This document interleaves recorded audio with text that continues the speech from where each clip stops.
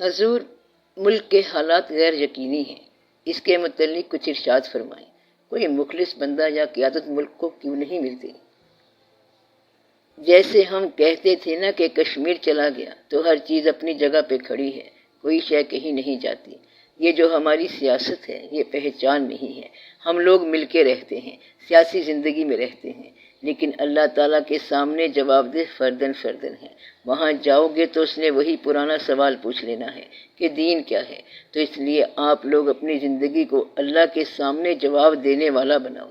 باقی جو چیز آپ کے بس سے باہر ہے اس کے آپ جواب دہ نہیں ہو، کیونکہ یہ چیز آپ کے بس میں نہیں ہے، اور اگر آپ کے بس میں ہے تو پھر اس کو کر ڈالو۔ جتنی چیز آپ کے پاس ہے کر ڈالو۔ خطرے کا اعلان اس دن ہوگا جس دن ٹریفک چلنی بند ہو جائے گی۔ اب خطرہ کہاں سے آ گیا؟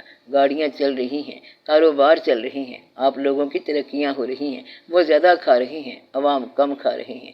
جھوٹ عوام بولے تب بھی جھوٹ ہے، خاص بولے تب بھی وہ جھوٹ ہے کہ ملک کے اندر کیا ہونا چاہیے، کیا نہیں ہونا چاہیے۔ میرا خیال ہے کہ یہ بڑوں کی بات بڑوں تک ہی رہنے دیں۔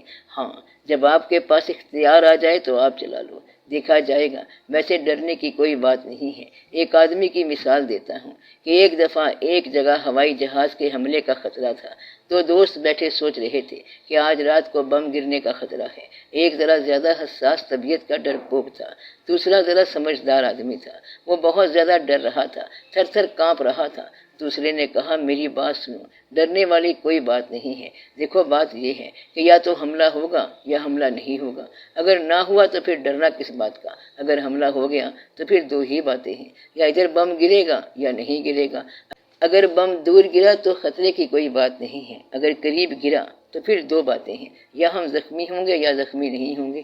اگر زخمی نہ ہوئے تو پھر کوئی خطرہ نہیں ہے، اور اگر زخمی ہو گئے تو پھر دو باتیں ہیں، یا ہم زندہ رہیں گے یا ہم مر جائیں گے۔ اگر زندہ رہے تو خطرہ کوئی نہیں ہے، اور اگر مر گئے تو پھر خطرہ کیا ہے؟ تو بات اتنی ساری ہے۔ 4 دن کا میلہ ہے تو کیا ڈرپوک بنا ہوا ہے؟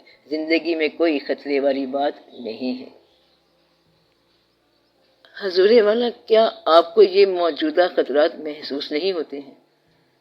آپ آج ایک وعدہ کرو کہ ہم اللہ تعالیٰ کے محبوب صلی اللہ علیہ وآلہ وسلم کے علاوہ کسی انسان کے ساتھ نہیں ملیں گے، کسی انسان کی تعریف نہیں کریں گے، کسی گروپ میں شامل نہیں ہوں گے، کسی سیاسی جماعت میں شامل نہیں ہوں گے، کسی تحریک میں شامل نہیں ہوں گے، بلکہ ہم سیدھا اللہ تعالیٰ کے حبیب پاک صلی اللہ علیہ وآلہ وسلم کی خدمت میں حاضر ہوں گے۔